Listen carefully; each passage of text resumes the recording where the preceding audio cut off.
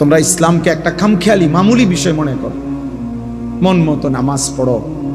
অনেক ছেলে আছে তোমরা ফরজ গোসল কেমনে করে জানো না, অথচ তোমাদের বীর্যপাত হয়।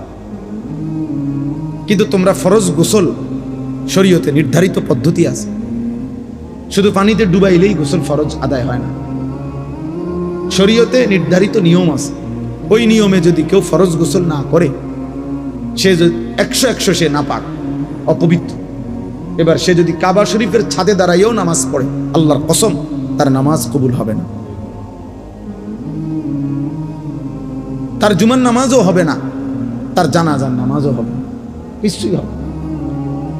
তাহলে দিন শিখতে হবে, ইসলাম শিখার জন্য, দিন শিখার জন্য জরুরি, এটা জরুরি।